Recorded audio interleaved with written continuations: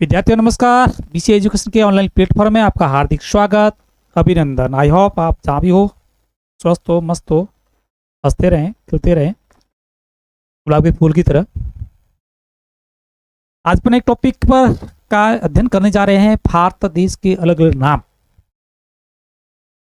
हिंदुस्तान, भारत या इंडिया, कौन सा नाम सबसे पॉपुलर है, कौन सा नाम गुलामी का है। इसी बहुत सारे अलग अलग प्लेटफॉर्म पर चलते हैं मैसेजेस। अपन तीनों के नाम की इतिहास की जानकारी प्राप्त करेंगे कि तीनों का नामकरण किस प्रकार से हुआ, तीनों नाम कितने प्राचीन हैं, उसके पीछे का लॉजिक क्या है। साथ में भारत से बाहर पूरे विश्व में भारत को किस नाम से जाना जाता है। तीनों नाम अलग के नाम से जानते हैं या दो नाम से जानते हैं या एक नाम से ही जाना जाता है।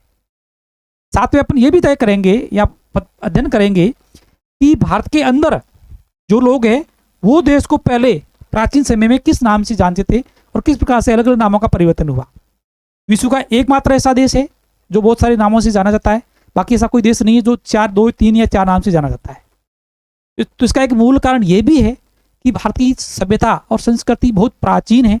विश्व के अलग अलग देशों से लोग यहाँ आए, बसे, उनकी भाषा के आधार पर, सभ्यता संस्कृति के आधार पर अलग अलग नामकरण भी हुए।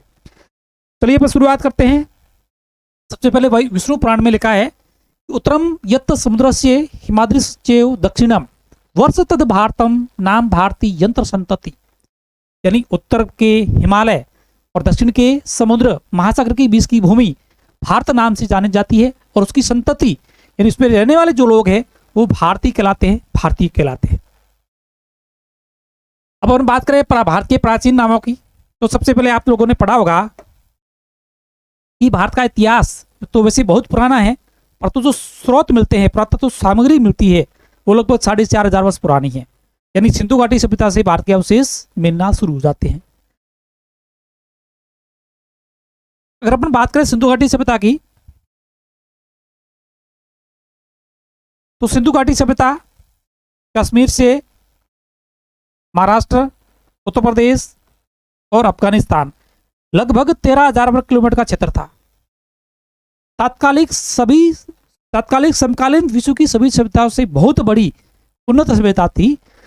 उस समय सिंधु घाटी सभ्यता के को विश्व के अन्य जैसे मेसोपोटामिया है या बेबीलोनिया है या मिस्र है, वो भारत को या सिंधु घाटी सभ्यता को मेलुहा नाम से जानते थे।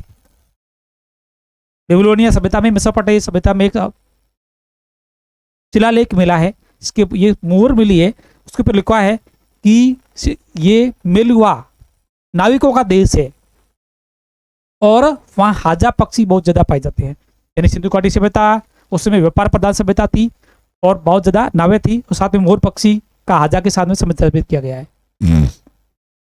अब सिंधु घाटी सभ्यता के बाद में अपन बात करें तो आर्य सभ्यता का आगमन होता है। उस स्थिति में इनको ब्रह्मरसी या ब्रह्मवर्त एक क्षेत्र विशेष के लिए काम में लिया जाता था। ये क्षेत्र था भारत की 5 नदियों वाला क्षेत्र, यानी व्यास, सतलज व्यास और उसके आसपास का जो क्षेत्र था सिंधु घाटी के गद्य का मध्य क्षेत्र था, जहां आर्यों का मुख्य निवास था। सरस्वती के किनारे जहां ऋग्वेद की सबसे पहले रचना हुई थी, तो सरस्वती और उसके आसपास के क्षेत्र को ब्रह्मवर्त प्रदेश या ब्रह्मावर्त प्रदेश कहा गया। भारतीय संस्कृति का आगे विस्तार हुआ पूर्व की ओर और गंगा की ऊपरी घाटी और गंगा यमुना के दोआब तक पहुंचे। उस स्थिति में क्षेत्र का विस्तार हुआ तो उस क्षेत्र को मध्य देश के नाम से जाना गया। जब आर्य सभ्यता संस्कृति का और विस्तार हुआ और लगभग विंध्या अरावली के उत्तर वाला पूरा क्षेत्र विस्तारित हो गया, उस स्थिति में क्षेत्र को आर्यावर्त बोला गया। और इसी के संदर्भ में दक्षिणापंथ शब्द भी आया।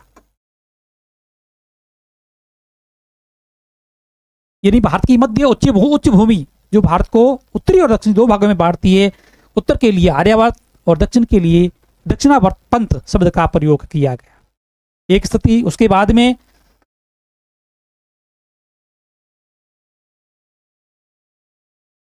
जब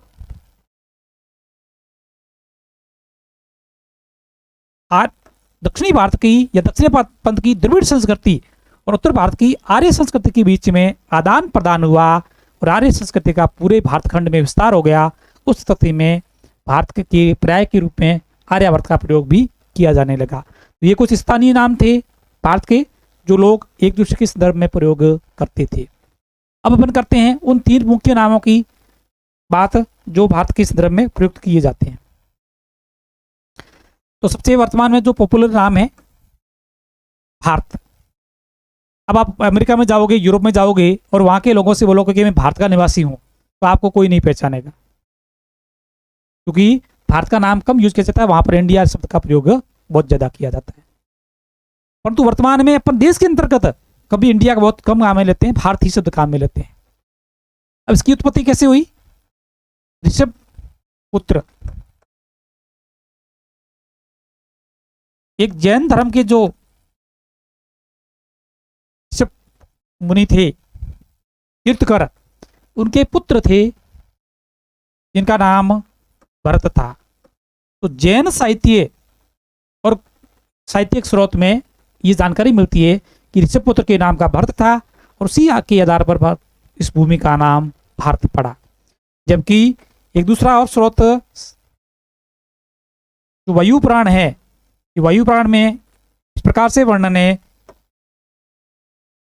कि भरत नाम के जो राजा थे दुष्यंत, दुष्यंत के पुत्र थे जिनका नाम भरत था। इन भरत के नाम के आधार पर इसका नाम भारत पड़ा। भरत वही बहादुर राजा थे जो छोटे 8 साल की उम्र में शेर का शिकार कर लेते थे, जबड़ा फाड़ देते थे। तो उनके इस राजा के, बहादुर राजा के नाम पर इसका नाम भारत पड़ा। भारत का दूसरा पॉपुलर नाम हिंद।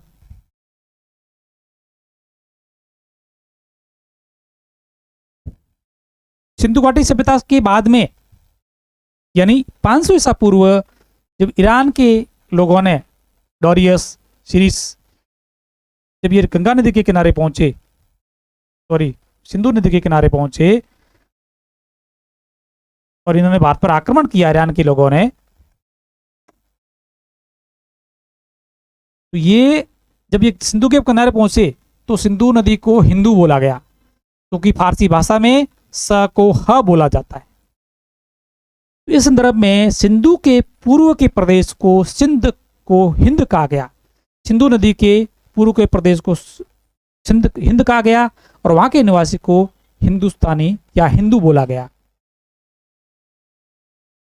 ईरान के पश्चात जब अरब प्रदेश में इस्लाम का उदय हुआ और अरब एक राजनीतिक शक्ति के रूप में उभरा और इन्होंने जब भारत पर आक्रमण किया, सिंधु नदी के किनारे पहुंचे, इन्होंने भारत के लिए अल हिंद शब्द का प्रयोग किया। यानी हिंद शब्द वो फारसी वाला था, साथ में अरबी भाषा में अल का प्रयोग ज्यादा किया जाता है, तो वही हिंद का पर्याय अल हिंद हो गया। उसके पश्चात जब 11वीं 12वीं शताब्दी में तुर्क आक्रमण हुए, सल्तनत की स्थापना हुई, तो तुर्की में या तुर्की भाषा में यही हिंदू से हिंदुस्तान बन गया। यानी इनके जो मूल में है वो सिंधु नदी है। अब हम बात करते हैं भारत का एक प्रमुख नाम इंडिया। जितना हिंदू शब्द पुराना है, हिंदुस्तान पुराना है, उतना ही इंडिया पुराना है। इंडिया का नामकरण वही सिंधु नदी के नाम पर पड़ा जिसको यूनानी भाषा में इंडस कहा जाता है। यानी 326 ईसा पूर्व जब सिकंदर ने भारत पर आक्रमण किया और सिंधु नदी के किनारे पहुंचे, तो उन्होंने ग्रीक भाषा में सिंधु को इंडस कहा गया और इसी के आधार पर इसका नाम इंडस पड़ा। 305 ईस्वी में जब सेल्यूकस निकेटर, सिकंदर के सेनापति, ने भारत पर आक्रमण किया और चंद्रगुप्त मौर्य से जब भिड़ंत हुई, युद्ध हुआ, तो युद्ध में हार गए।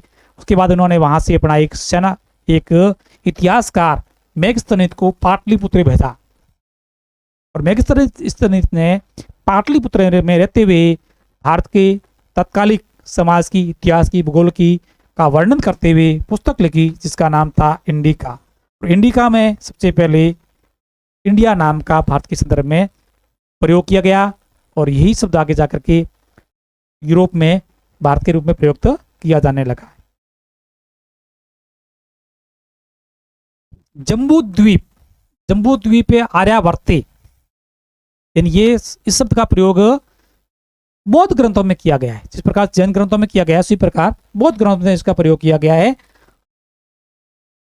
300 ईसा पूर्व बौद्ध ग्रंथों में भारत का जो कुल 7 द्वीप का वर्णन किया गया है, उसमें भारत जो भूमि है उनका वर्णन जम्बू द्वीप के रूप में किया गया है।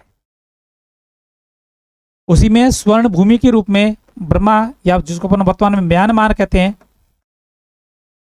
इनका वर्णन किया गया है। और स्वर्ण भूमि के रूप में इंडोनेशिया का प्रयोग किया गया है।